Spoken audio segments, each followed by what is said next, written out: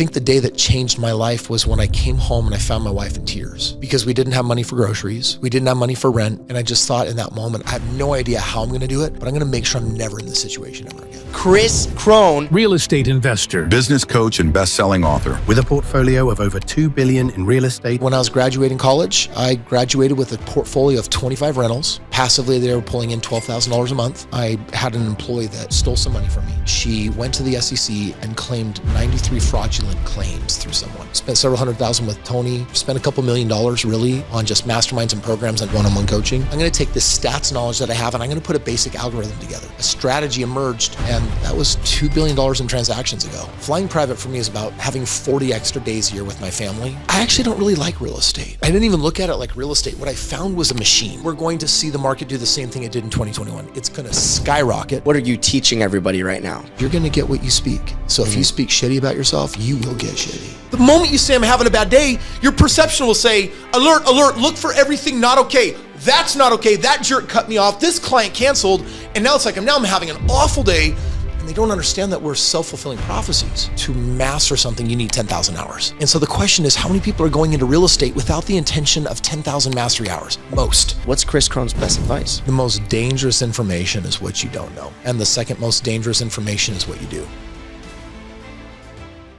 Kicking Ass, Taking Names podcast. And today we are here with a very special guest, Chris Crone. Chris has over a $2 billion real estate fund. He's also a philanthropist, entrepreneur, a father of four, and he's had an amazing career. Chris has also grown his YouTube to over 1 million subscribers, giving a lot of advice in the real estate space. But really also what I love about Chris is that he loves to help people with their mindset, with where they're in life, with what you call the belief breakthrough, which I think is, you said your most powerful skill. I really want to go into that.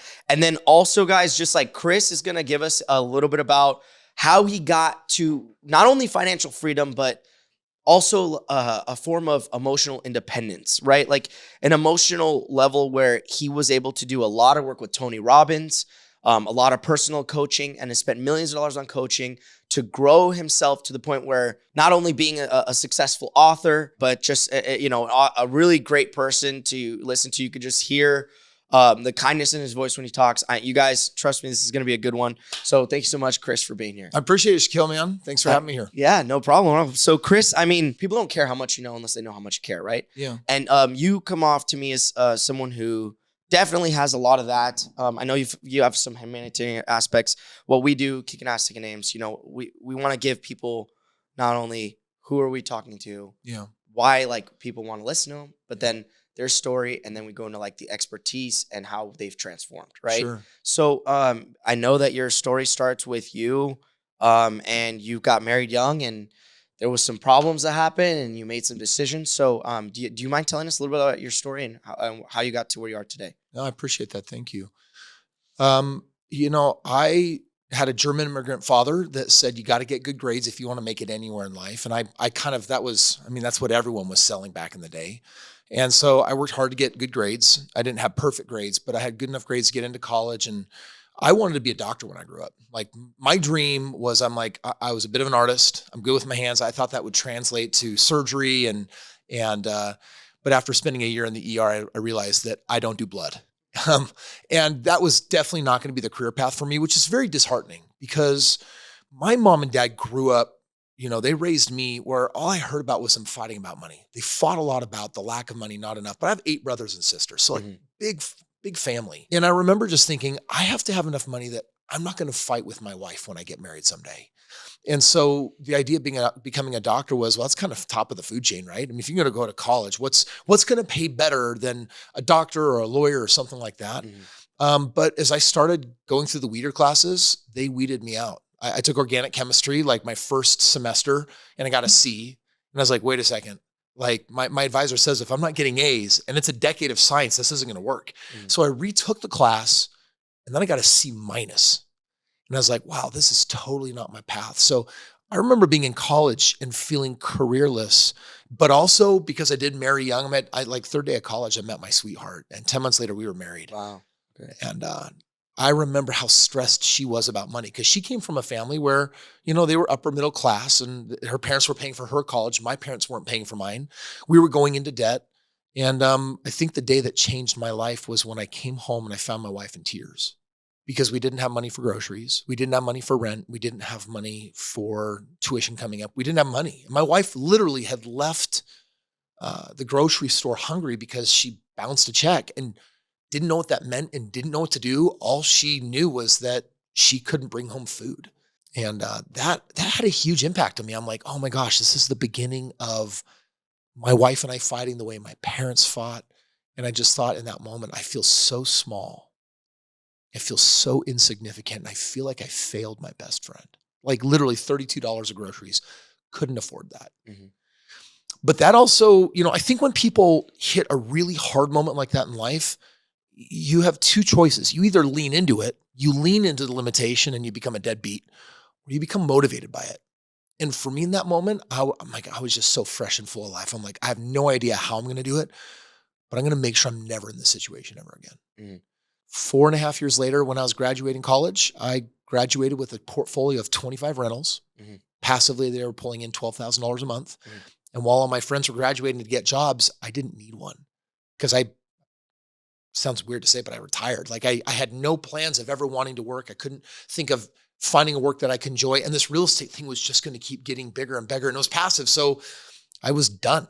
Mm-hmm. And so what happened during that 4.5 years really is what changed the trajectory of my entire life. And I know going into that, that's led to like a tremendous career of you doing over $2 billion now, right?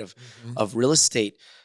Is this like, first off with Chris Crone, real estate, like, is that something that you already always envisioned, or how did you, why real estate? Yeah, I actually don't really like real estate.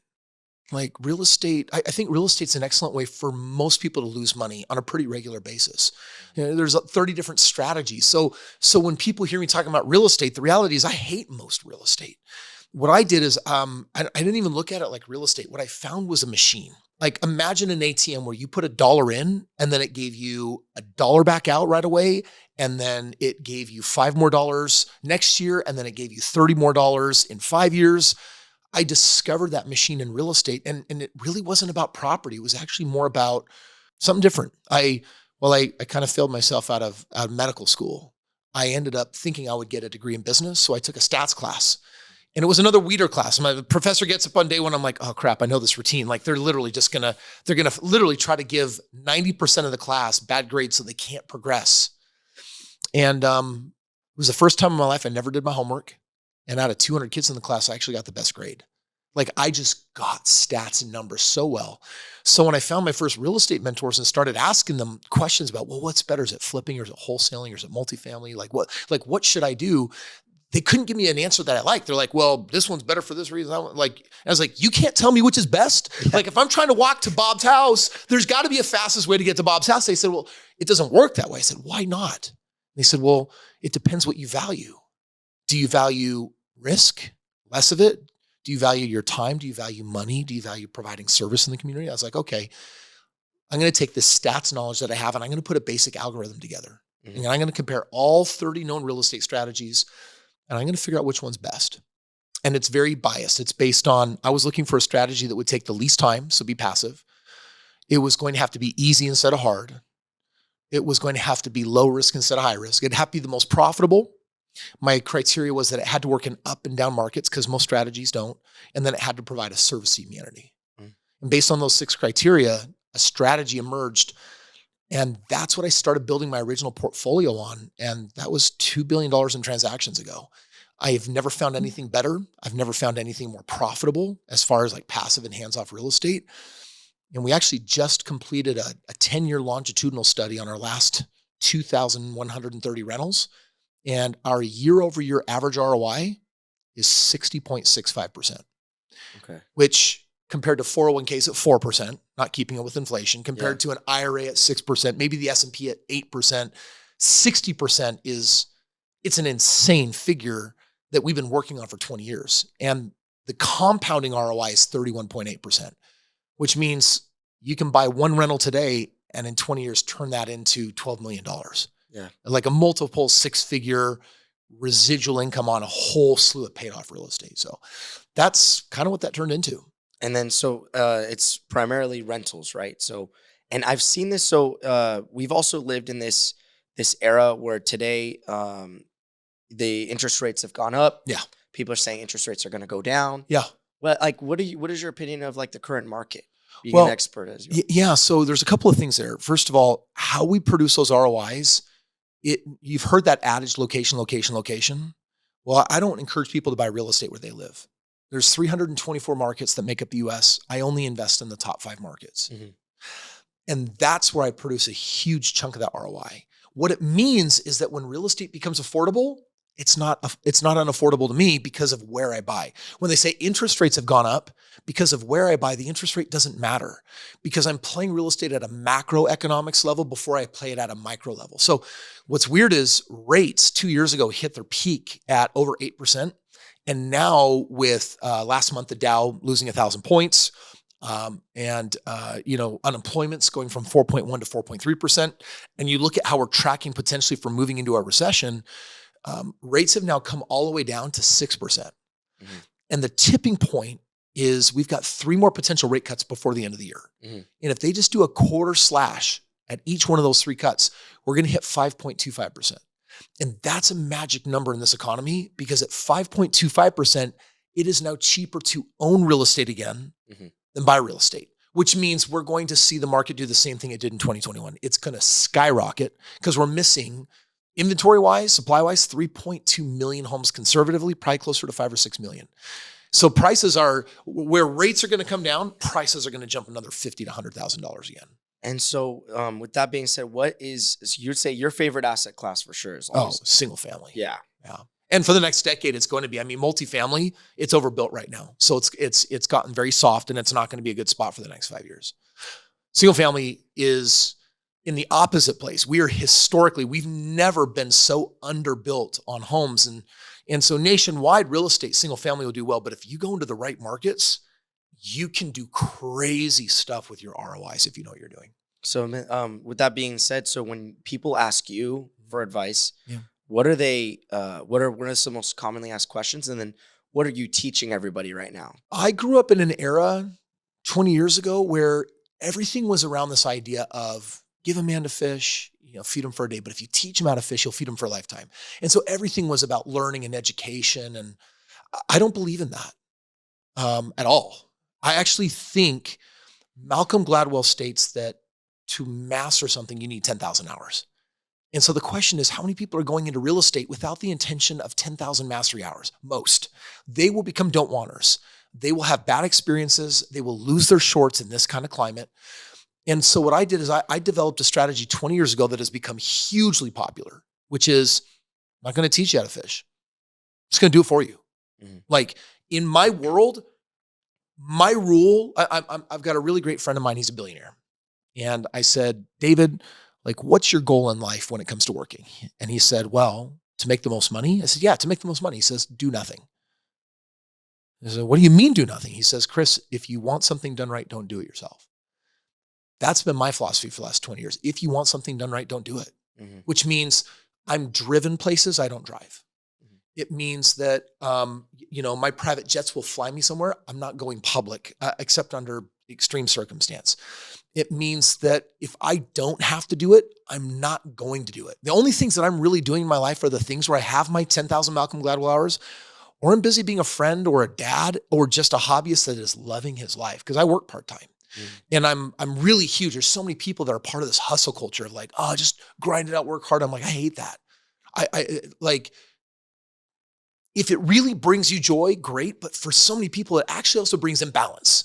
Like hustling is good until it's like, well, yeah, I got divorced. I lost my family. I lost my health. I put on 100 pounds on. It's like, okay, then you maybe hustled too much on some of the wrong stuff. You didn't go for balance. Because it's really like, what's going to build real happiness at the end of your life? Like when you die, you don't care about what you're worth. You probably don't even care about the legacy that you're actually passing on. You're probably thinking more along the lines of how do I feel about my life and how do I feel? Meaning it's going to be an emotional game more than a mental game or a financial game of like, did I honor people? Was I ethical? Did I treat people right? Did I prioritize love? Did I prioritize connection? We got there based on that question because I think it actually all it all swims together. So what I do is I basically built this total different model that says, hey, if you're not going to be the expert, you shouldn't do it. And so starting 20 years ago, I said, partner with me and I'll do it for you. Like we'll be 50-50 partners. You put up the money, I'll do the work, and we'll split everything equally. And I've got currently 1,900 partners around the world, and I build their portfolios for them. A lot of these are just normal people with money in 401ks and IRAs or the stock market that are just sick and tired of single-digit returns. And then they come to me and then, dude, we smoke it, we crush it. And what I'm doing is freeing them up to do what they love. Now, once in a while, I would say 10% of the population are still DIYers. Like, I want to do it myself. And I'm like, cool, take one of my courses, pay a few $1,000, $5,000 or whatever, and then go. But if you're honest with yourself and you're trying to DIY something that you're not going to master, you have no business doing it. What's the point of having 100% of the gains when what you're picking up is a grape instead of a slice of watermelon? You know? I think so it's really also interesting is that you pivoted from just going into the real estate to, like, at some point you wanted to do the media side. Was that related to building the fund and building your name, your reputation, or was that more of something like you have a different calling for? There's no such thing as a successful business without a successful marketing strategy. When people get into business, not just real estate, any kind of business, they start by getting really excited about the product or the service. They're like, oh my gosh, I'm geeking out on how awesome this is. When I look at a business, I don't geek out on the product because there's a lot of shitty companies out there with shitty products that are bankrolling. And those companies have a good marketing engine. So the first thing I always say is if you don't have a really, really strong kick-ass marketing engine, people will probably not figure out what your product or service is. Like, you're not going to win, you're not going to succeed. So in the name of that, I used to do radio and TV and kind of like old school marketing. Once social media really kind of found its groove and I transitioned over there, I'm like, this is the coolest thing on the planet. Right.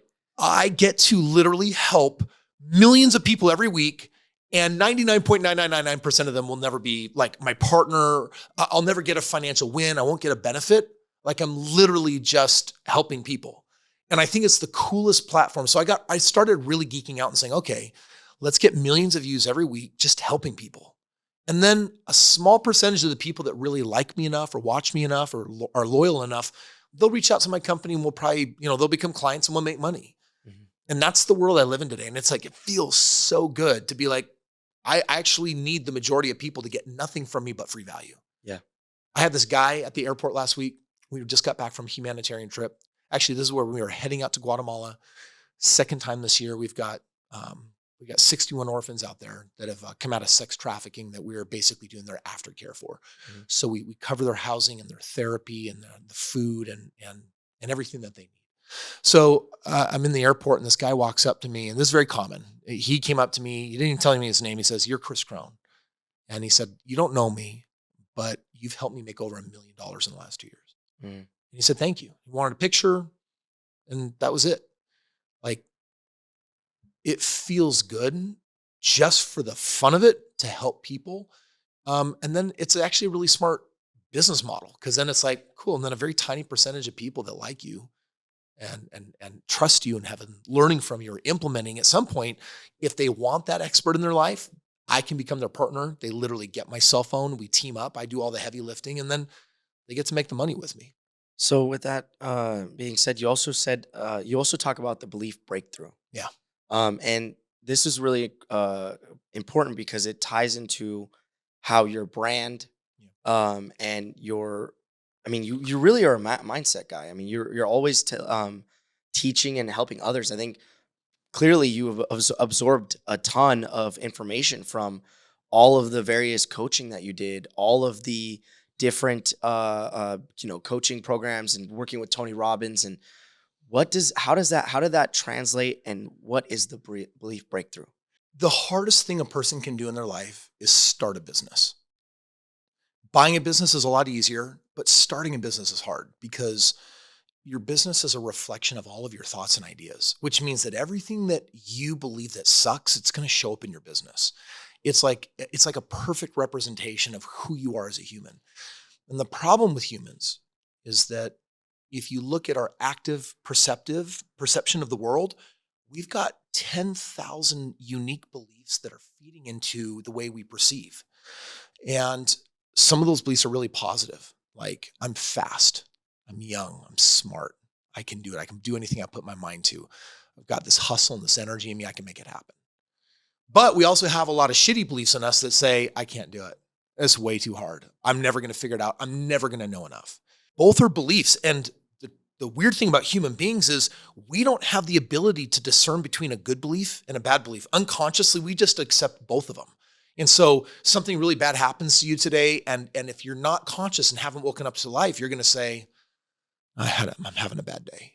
The moment you say I'm having a bad day, your perception will say, alert, alert, look for everything not okay. That's not okay. That jerk cut me off. This client canceled. And now it's like, I'm having an awful day. And they don't understand that we're self-fulfilling prophecies, literally walking self-fulfilling prophecies. So that adage, if you think you can or you can't, you're right. It's your thinking that makes it so. That's what it is to be human. And so the weird thing is most of our beliefs were decided in childhood and they're not going to change. You're going to age through life. The people are going to come and go through your life. You're going to do different opportunities through life, but your belief system stays the same. Mm-hmm. So if you suck in business today, in 20 years, you're going to suck at business. Unless you start learning how to change your mindset, which really, when we talk about mindset and we're talking about attitude and energy, we're really just talking about beliefs. Like, what do you believe? January 15th, 2009, I stood in an audience of 200 people. So it was pre-social media. And I held up the first dollar bill that my dad ever made in this country. And I held it over my head and I declared this business plan of how I was going to become a billionaire. I had no idea of how I was going to become a billionaire, but I decided in my mind, I'm a billionaire. And I haven't doubted it since. Now the year is 2024. So this is like 15 years ago. I'm not a billionaire yet, but now I have a map and I can see when that's going to happen. Mm-hmm. Like, I can predict when that's going to happen. And it's like, when it actually does, I won't have gotten there by accident. Mm-hmm. I'll have gotten there because there was an antecedent, in an original moment of inception where I made a decision about myself. Mm-hmm. Well, people can identify with this idea of like, wow, I remember when I decided I was going to be a millionaire. I was a millionaire at the age of 26.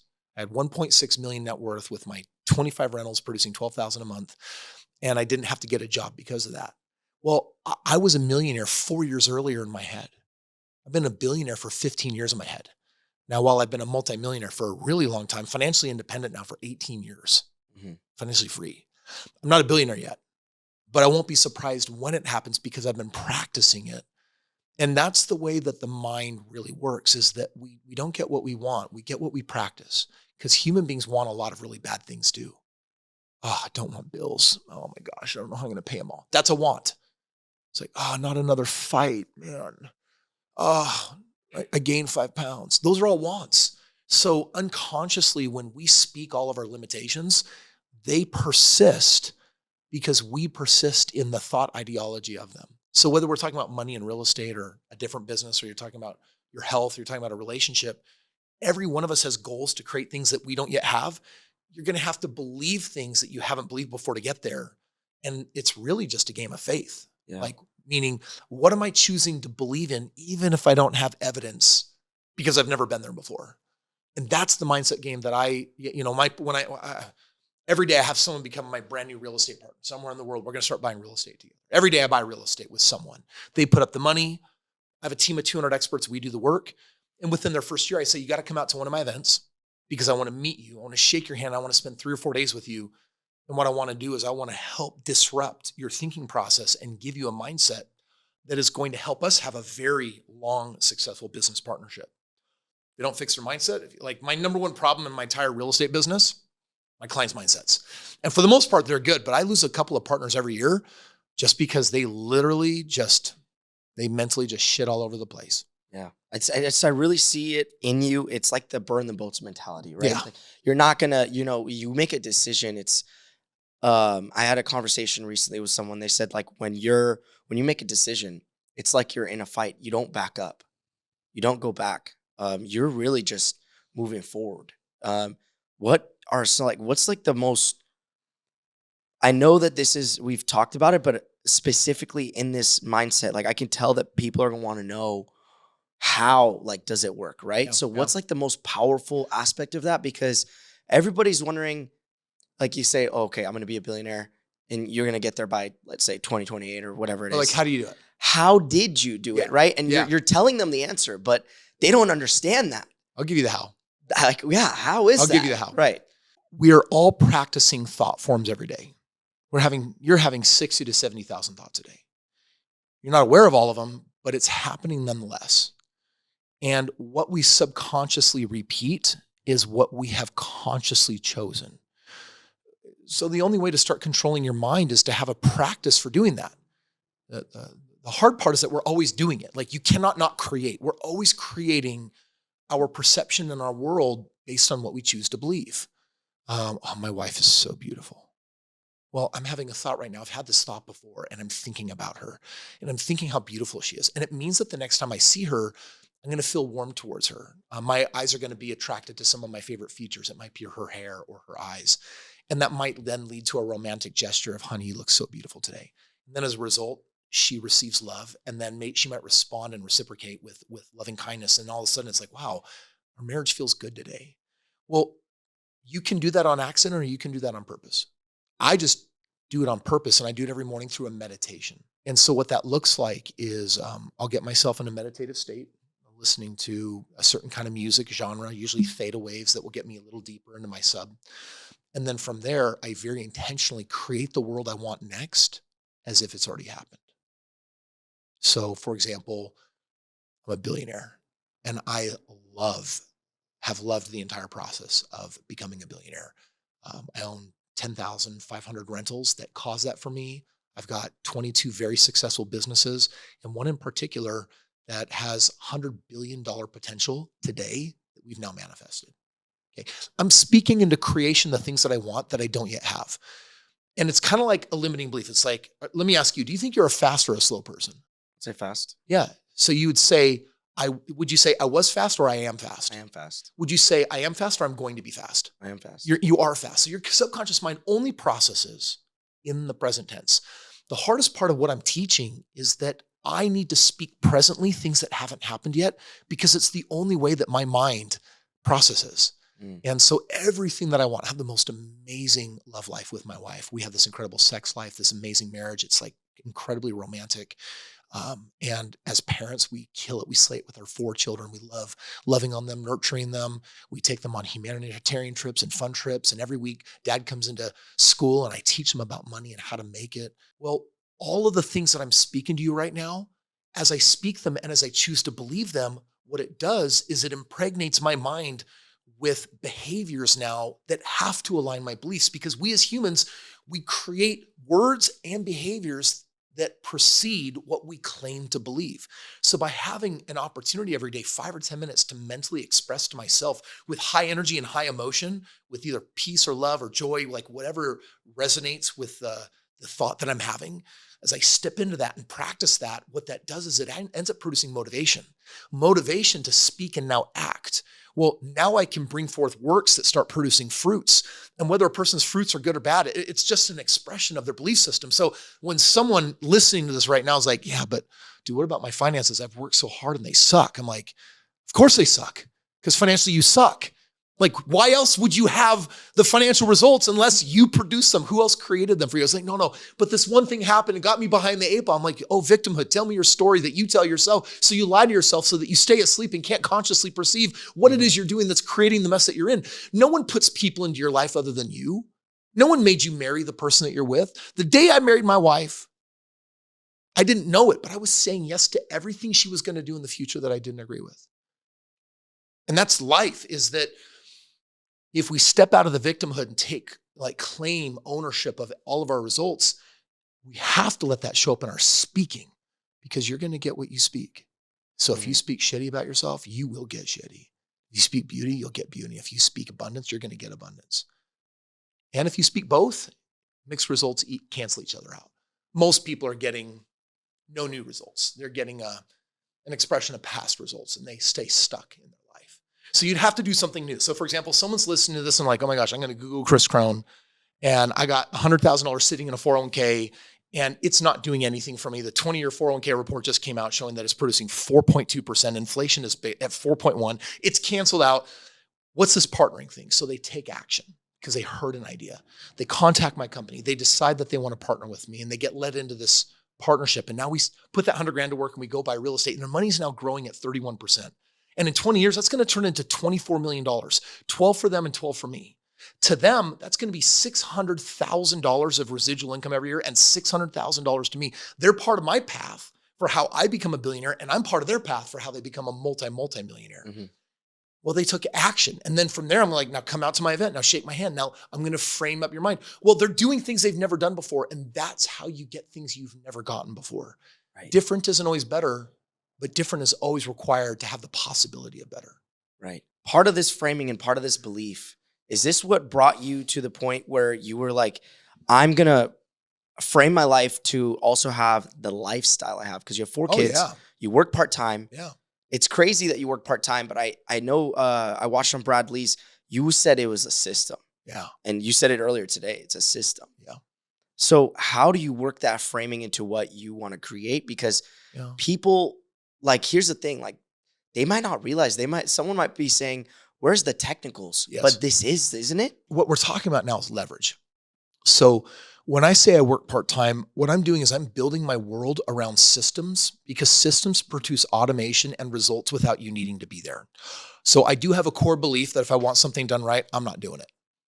And I'll outsource just about everything. I don't do meal prep. I don't fetch my own meals. I don't do my laundry or my dry cleaning. Like, I have people in my house. I have staff. I have these amazing souls that will take care of my house, run the kids around, do these different things so that when I'm with my kids, I can do meaningful things. I can do things that really, really matter to me. I've got my 14-year-old daughter that's really into anime. And so we've got our favorite anime shows that we watch. And yesterday she said, Dad, I think I need a breakthrough. I've been struggling on this thing. So we sat down, we took 45 minutes and I gave her this breakthrough. When we were done, she was teared up and she said, Dad, that was so amazing. Thank you so much. So it's creating meaningful memories, because that's actually what I value more than just the passage of time and just going through motions. And so there's systems that help me basically buy back my time. Most entrepreneurs, if you have entrepreneurs watching the show, most of them are wasting 80 to 90% of their life, because in their business, they have a handful of activities that make them thousands of dollars per hour, but they also say yes to the activities that make them $50 or $20 an hour. And they don't have a standard. They'll do a $20 an hour thing like monitoring their email, but then they'll do a $5,000 thing like earning a new client. Well, the truth is they should take anything that is making them less than $1,000 or $200 an hour. They should never say yes to that again. And all of a sudden they're going to get 80% of their time back. And they're going to say, crap, Chris, I have all of this time. What am I supposed to do with it? Only say yes to things that pay double your current highest and best. Well, my highest is $5,000 an hour, so only say yes to $10,000. And then after a week, they're going to panic. Chris, I'm not saying yes to things. I've got my time back, but I haven't found these other things. And I'm like, just stick with it. What I want you to like, what should I do? It's like, I want you to play. Wait. What? Yeah, don't work. Play. Reinforce to the universe that you're only saying yes to things that pay $10,000 an hour. Chris, I don't even know if that exists. It's cool. Just stick with it. 3 weeks later, I'm in touch with them. They're like, Chris, this is the best thing that's ever happened to me because I raised my standards. I've now found a new type of clientele and I've like quadrupled my earnings. And now I'm only working part-time, or I got my time back because I have a standard. Well, that one example right there is now giving them their most valuable asset back, called time. Why do I invest in real estate? Because it's a system. Literally, I manage my entire portfolio worth hundreds of millions of dollars in less than 5 minutes a month. Why? Because it's a system.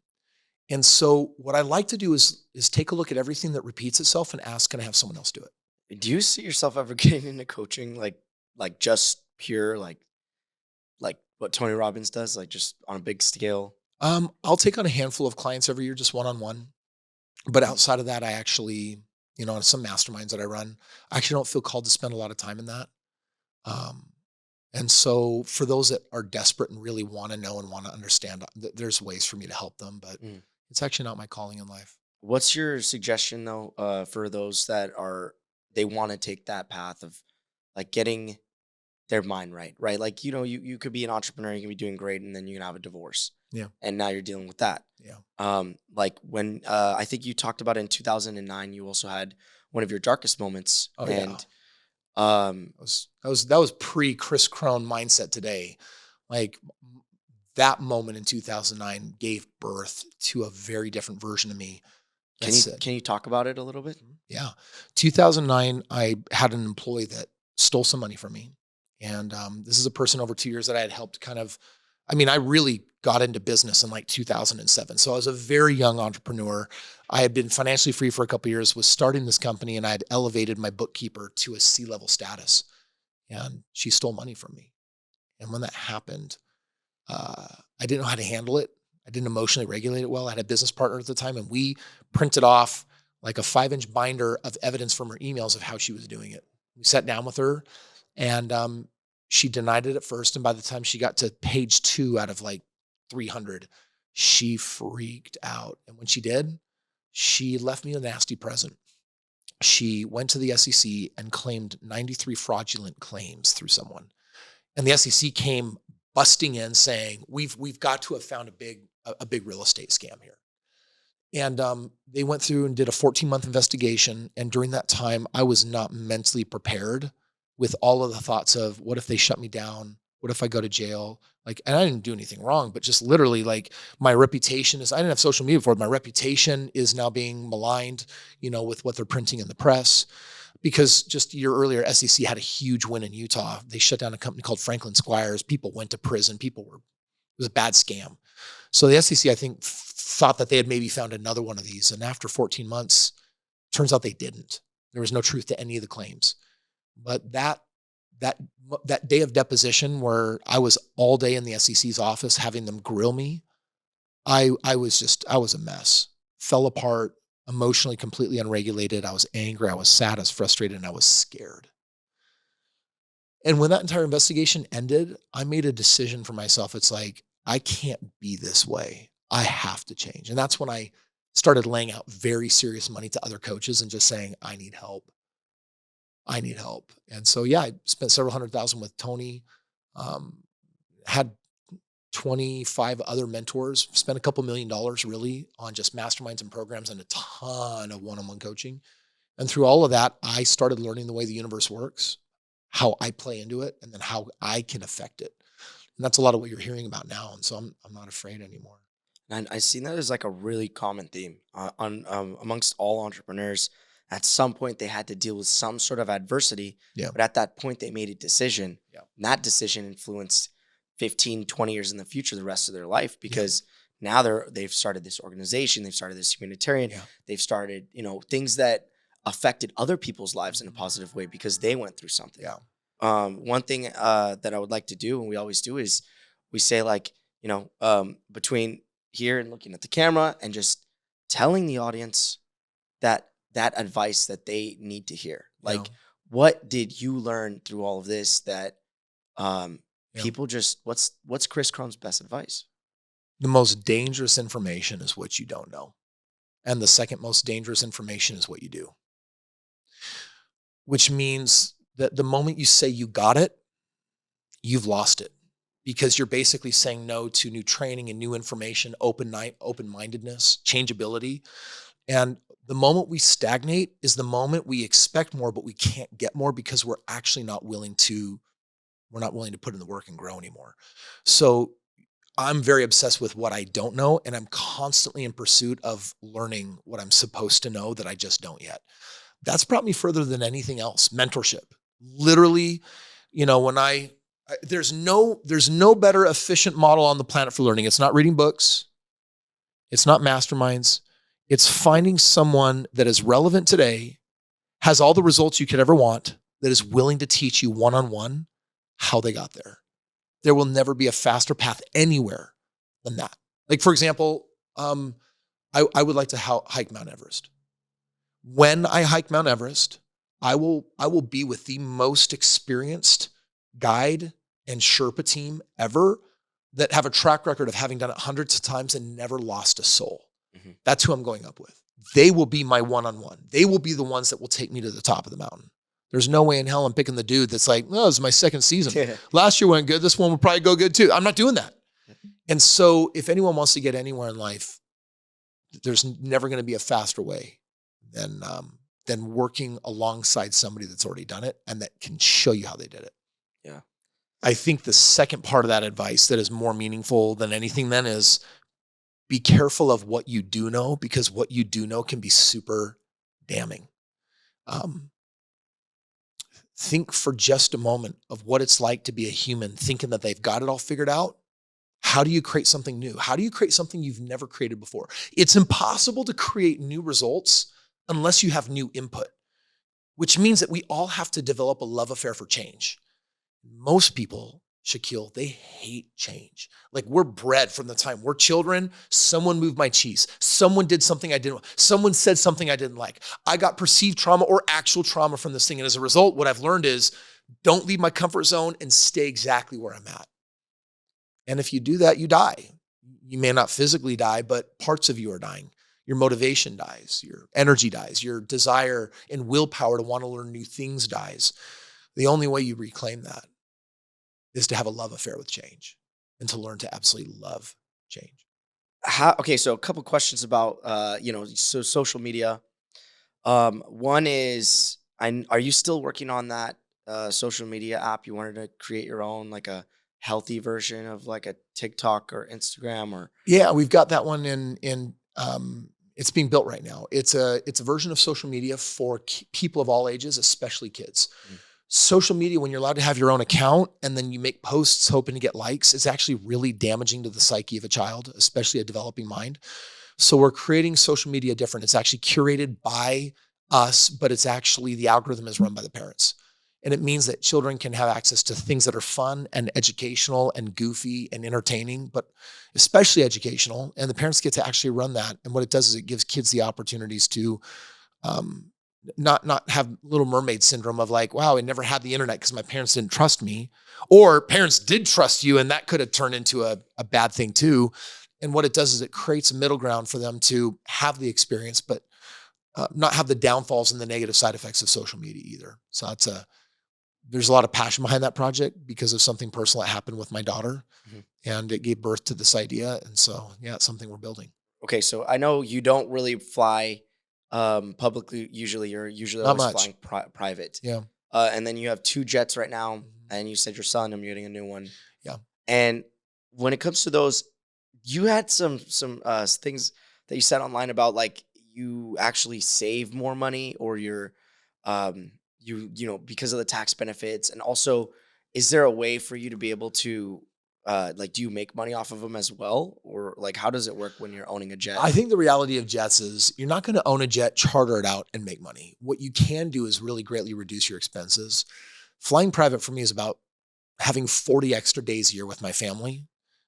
A few years ago, I was watching my buddy. He was going to take the world championship in bare knuckle fights. And it was down in Mississippi. And he said, Chris, I want you to watch my fight. And I said, sure. And I was flying public. And it took through the layover all day to get there, watch the show at night, took all day the next day to get back. And in hindsight, flying private, I literally could have just flown in before the show, saw the show, flew back with dinner on the plane and been totally fine. A jet is nothing more than a time machine.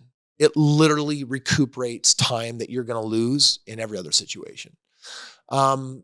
Just bought a helicopter for fun. Very excited about that. B-105.